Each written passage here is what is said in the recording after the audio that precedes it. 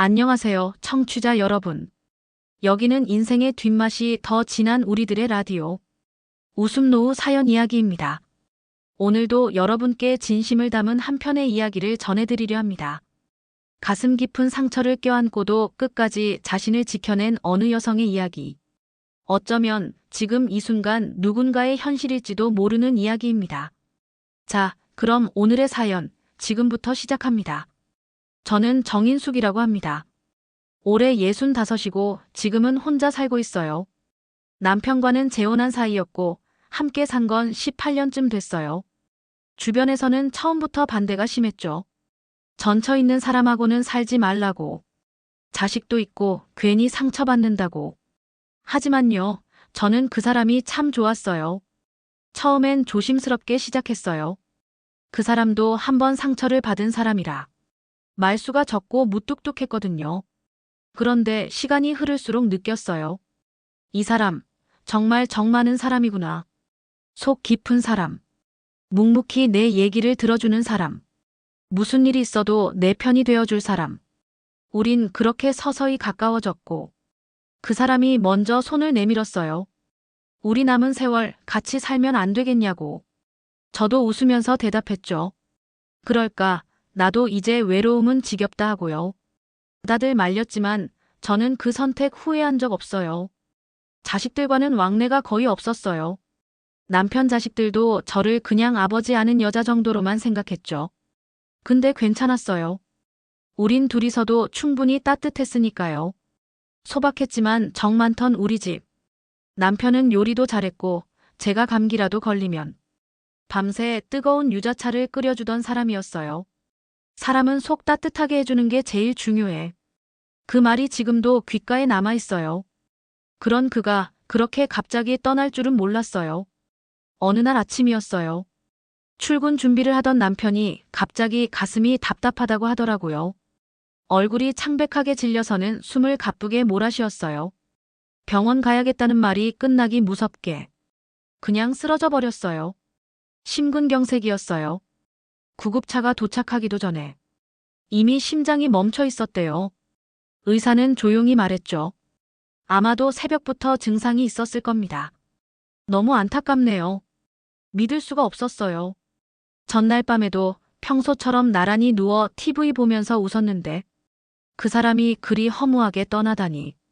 장례를 치르는 내내 현실이 아니었어요. 그가 돌아올 것만 같았고 현관 비밀번호 소리만 들려도 심장이 철렁했어요. 장례는 조용히 치렀어요. 남편 자식들은 그저 의무감으로 온 것처럼 보였고 다녀간 후엔 한 통의 연락도 없었죠. 어차피 법적 부인은 아니니까. 그 말 제가 모를까 봐요.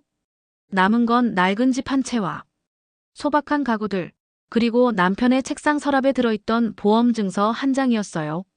남편이 살아있을 때 그 보험 얘기를 꺼낸 적이 없어요. 아마 조용히 제 몫을 남겨주려 했던 것 같아요. 그걸 보면서 이 사람, 끝까지 나 생각했구나. 그런 마음에 눈물이 났어요. 다음 날 보험사에 전화를 걸었죠. 저는 당연히 제가 수익자일 거라고 믿었어요.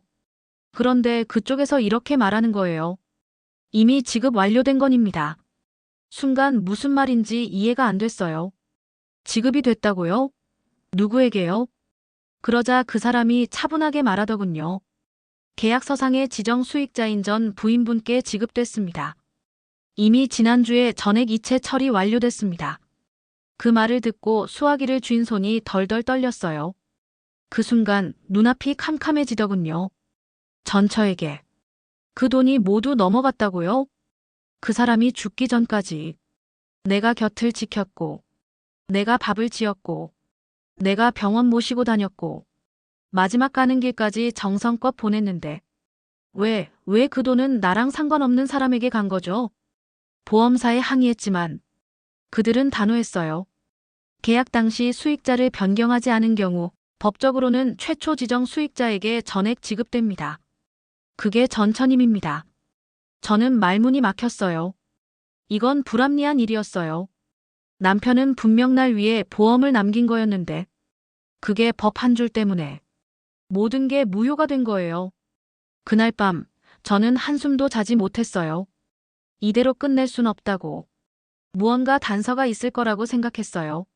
그래서 다음 날 아침 남편이 쓰던 책상 서랍을 다시 열었어요.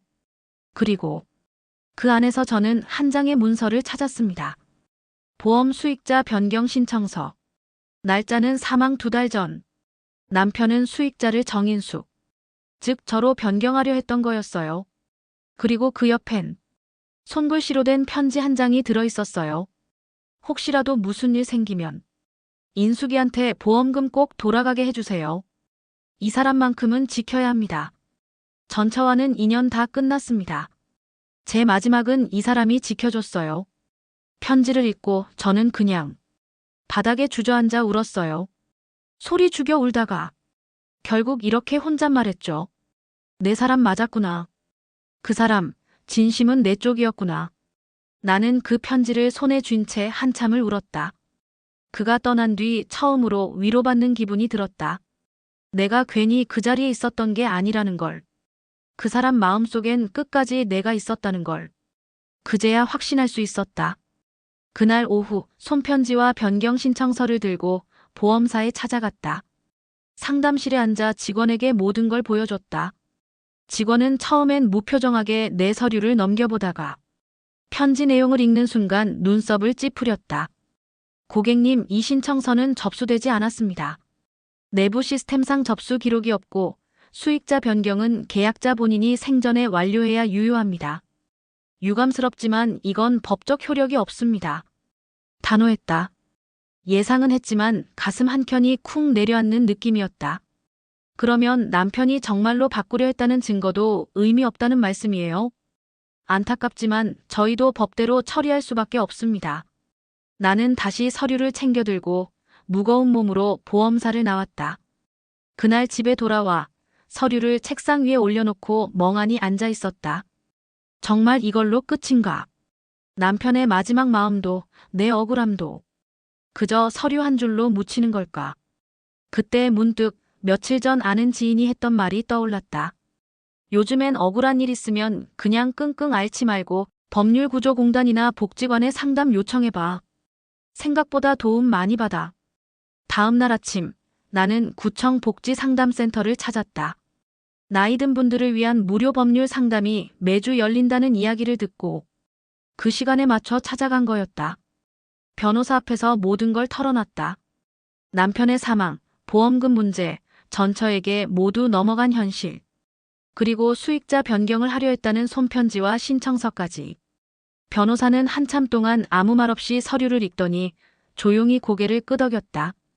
이건 도의적으로 매우 부당한 구조네요. 법적으로는 보험사가 책임을 회피할 수 있지만 남편의 의사를 입증할 수 있는 문서와 정황이 이 정도로 명확하면 사회적 문제로 공론화하는 방법도 있어요. 나는 멍하니 그 말을 들었다. 공론화요? 네. 요즘 이런 불합리한 보험 수익자 문제 종종 뉴스에서도 다뤄져요. 제도 개선 요구도 많고요. 선생님 사례는 명백히 남편의 의사가 남아있는 상태고 도덕적으로도 충분히 설득력 있습니다. 언론에 제보해 보시죠. 나는 고민 끝에 지역 언론사 한 곳에 이메일을 보냈다. 며칠 후 기자 한 명이 연락을 해왔다. 직접 만나 이야기를 들어보고 싶다고 했다. 작은 카페에서 기자와 마주 앉아 나는 떨리는 목소리로 남편의 이야기부터 보험 문제, 전처에 대한 억울함까지 하나하나 꺼내놓았다. 기자는 꼼꼼히 메모하며 내 이야기를 들었다. 그리고 마지막에 이렇게 말했다. 선생님, 이런 사연은 묻히면 안 됩니다. 조심스럽지만 기사로 정리해서 내보내겠습니다. 며칠 뒤 내 이야기가 기사로 나왔다. 재혼 부인의 눈물 사망 보험금 전처에게 모두 넘어간 현실. 이런 제목이었다. 처음엔 두려웠다. 주변 시선도 걱정됐고 남편 자식들이 알게 되면 또 무슨 말을 할까 싶었다. 하지만 뜻밖에도 기사 댓글엔 응원의 말이 쏟아졌다. 이건 너무하다. 지금 부인이 얼마나 마음고생했을까. 제도적으로 이런 건 바꿔야 한다. 진짜 사랑했던 사람은 전처가 아니라 저분이잖아. 익숙하지 않은 따뜻한 반응에 나는 오래 꺼내지 않았던 감정을 조금씩 꺼내기 시작했다. 내 얘기에 공감하는 사람들이 있다는 것. 그 자체로 위로였다. 며칠 뒤 보험사에서 다시 연락이 왔다. 회사 측에서 이미지 보호와 도덕적 책임 차원이라는 이유로 일회성 특별조정 지급을 검토 중이라며 면담을 요청했다. 그 전화기 너머에서 들려오던 단어들. 특별조정, 사회적 반향, 회사 명성. 그 단어 하나하나가 내 억울했던 감정을 조금씩 녹여주는 듯했다.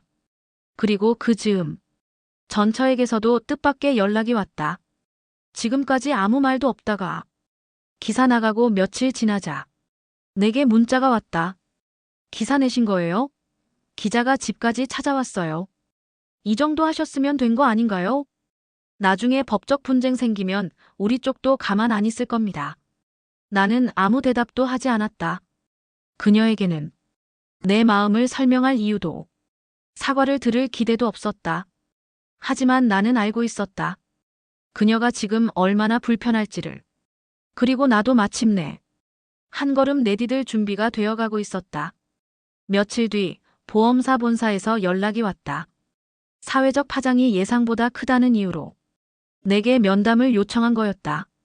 나는 2장의 종이, 남편의 손편지와 수익자 변경 신청서를 가방에 넣고 다시 그 건물로 들어섰다. 지난번보다 더 정중해진 분위기였다.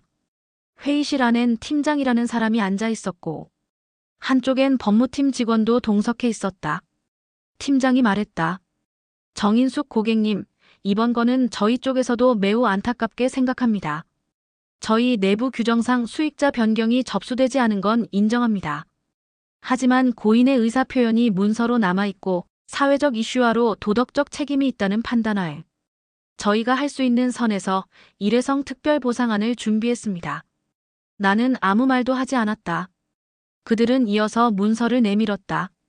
보험금 원금의 50%를 회사 자체 재량으로 지급하겠다는 내용이었다. 지금까지의 억울함을 생각하면 더 받아야 하는 게 맞는 것 같았지만 현실은 현실이었다. 내가 법적으로 받을 수 있는 건 사실상 0원이었고 이건 그 0을 1로 만들어주는 유일한 길이었다. 잠시 숨을 고르고 나는 사인했다. 그 문서 위에 남편의 마음이 담긴 것처럼 느껴졌다. 며칠 뒤 통장으로 입금이 되었다. 내 이름으로 들어온 남편이 남긴 마지막 선물 같은 돈이었다. 그리고 며칠 뒤 남편의 자식들한테서 연락이 왔다. 그동안 아무 말 없던 사람들이 기사가 나가고 보험금 일부가 지급됐다는 걸 알고서야 전화를 걸어왔다. 첫 마디가 이랬다. 아버지 명예를 왜 그런 식으로 언론에 흘리셨어요? 나는 아무 말도 하지 않았다. 그 아이들에게 나는 애초에 가족이 아니었다. 장례식 때도 그 후에도 그 누구도 나를 위로한 적 없었으니까. 그들은 내가 돈을 원해서 그런 일을 벌였다고 생각했다. 하지만 그건 아니었다. 내가 정말 원했던 건 그 사람의 마지막 마음, 그게 나를 향해 있었다는 것, 그 사실을 잊지 않게 해달라는 것뿐이었다. 전화 통화를 마치고 난 뒤 나는 처음으로 남편의 유품을 정리했다. 손때 묻은 셔츠, 그가 쓰던 면도기, 함께 찍은 사진들, 그리고 그 서랍 안쪽 깊숙이 나는 작은 봉투 하나를 발견했다. 인숙에게 그가 남긴 메모였다. 그 안엔 조그만 편지지 1장, 그리고 상품권 1장이 들어있었다. 이따금 내가 사는 거 아깝다며 안 사는 것들. 그런 거 그냥 사. 내가 없는 날에도 내가 웃었으면 좋겠어. 그 짧은 편지에 나는 또 무너졌다. 그 사람은 그렇게까지 생각하고 있었던 거였다. 나는 며칠을 울다 웃다 반복했다. 그리고 마음먹었다. 이제는 나를 위해 살아야겠다고. 보험금의 일부는 그가 좋아하던 낡은 집을 정리하는 데 썼다. 조용하고 따뜻한 동네로 원룸을 얻었다. 그리고 내가 가장 잘할 수 있는 일, 요리를 시작했다. 남편은 반찬을 참 좋아했다. 내가 만든 무생채를 먹으며 인숙이 손맛은 참 따뜻해. 그렇게 말해주던 사람이었다. 그래서 작은 반찬 몇 가지를 만들어 복지관에 기증했더니 생각지도 못하게 연락이 왔다. 어르신, 혹시 저희 요리 자원봉사 해보실 생각 있으세요? 다들 너무 맛있다고 하셔서요. 그 말을 듣는 순간 가슴이 두근거렸다. 누군가 내 음식을 맛있게 먹는다는 말. 그게 이렇게 기쁠 줄이야. 나는 그렇게 자원봉사를 시작했다. 매주 한 번 복지관 조리실에서 반찬을 만들고 이웃 어르신들께 나눠주는 일. 처음엔 긴장도 됐고 내가 잘할 수 있을까 걱정도 됐지만 한 분이 그랬다. 선생님, 음식 먹으면 사람 기분이 편안해져요. 어쩜 이렇게 집밥 같지? 그 한마디에 나는 또 울컥했다. 그게 내가 듣고 싶었던 말이었으니까. 남편과 나누던 밥상. 이제는 다른 사람들과 나누고 있다. 내가 다시 살아가고 있다는 증거. 그건 바로 밥 한 끼를 대접하는 일이었다. 요리 자원봉사를 시작한 지 어느덧 2달이 지났다. 이젠 재료 손질도 척척이고 어르신들 입맛도 조금씩 알아가고 있다. 한 번은 이런 일이 있었다. 조용히 앉아있던 할머니 한 분이 내가 만든 콩자반을 드시더니 작은 목소리로 이러셨다. 이거 우리 엄마가 해주던 맛이네. 그 말을 듣는 순간 나도 모르게 눈물이 핑 돌았다. 그저 소박한 반찬 한 가지에 누군가의 추억을 불러올 수 있다는 것. 그게 요리라는 걸 처음 알았다. 어느 날 복지사 선생님이 내게 정식으로 제안했다. 저희 프로그램에서 요리 강사 해보시지 않겠어요? 어르신들 중에 선생님 손맛 기다리는 분들 많아요. 망설였다. 내가 무슨 강사냐 싶었다. 그런데 다시 생각해보니 내가 가장 잘한 일이 뭐였나? 돌아보면 남편에게 따뜻한 밥 한 끼 차려주는 일이었다. 그래서 시작했다. 작은 반찬 교실. 이름은 따뜻한 집밥. 수업 첫날 10명도 안 되는 어르신들이 모였고 나는 조심스레 무생채 만드는 법을 설명했다. 모두들 조용히 따라오다가 한 분이 이러셨다. 근데 선생님은 왜 요리를 시작하셨어요? 순간 목이 메었다. 말문이 막혔지만 천천히 이렇게 대답했다. 제가 사랑했던 사람이 이런 반찬을 좋아했어요. 그 사람을 위해 만들던 게 이제 누군가에게도 도움이 될 수 있으면 좋겠다 싶었죠. 그 순간 교실이 조용해졌고 어느샌가 모두가 고개를 끄덕이고 있었다. 그 수업 이후 몇몇 분들은 자식 얘기를 꺼내기도 하고 남편을 먼저 보낸 사연을 나누기도 했다. 그 속에서 나는 점점 마음의 짐을 내려놓고 있었다. 그날 밤 집에 돌아와 오랜만에 남편의 손편지를 꺼내 읽었다. 이따금 내가 사는 거 아깝다며 안 사는 것들. 그런 거 그냥 사. 내가 없는 날에도 내가 웃었으면 좋겠어. 나는 그 말대로 작은 커피포트를 하나 샀다. 혼자 마시는 커피지만 그 향이 참 따뜻했다. 그리고 그 전처에게서 마지막 연락이 왔다. 그녀는 더 이상 연락하지 말라고. 이젠 돈도 돌려줄 생각 없다고. 딱 잘라 말했다. 나는 미소를 지었다. 그래, 됐어. 이젠 더 이상 그 사람 때문에 울 일도 흔들릴 일도 없겠구나. 나는 더 이상 피해자가 아니다. 억울한 여자가 아니라 사랑받았던 사람이니까. 그리고 지금 누군가에게 따뜻한 밥 한 끼를 나누는 사람이니까. 그게 나의 말년복이다. 내 인생의 마지막 선물이다. 지금까지 인숙님의 이야기를 함께 해주신 여러분 감사합니다. 억울한 상황에 처한 한 여성이 끝까지 스스로를 지키고 다시 자신의 삶을 시작하는 이야기. 이 사연을 통해 여러분도 조용하지만 깊은 용기를 얻으셨기를 바랍니다. 지금 이 순간에도 우리는 다시 시작할 수 있습니다. 누구의 도움 없이도 조금은 느리지만 당당하게 앞으로 걸어갈 수 있습니다. 오늘 이야기 마음에 드셨다면 구독과 좋아요 잊지 마시고 댓글로 여러분의 생각도 남겨주세요. 지금까지 웃음 노후 사연 이야기였습니다. 감사합니다.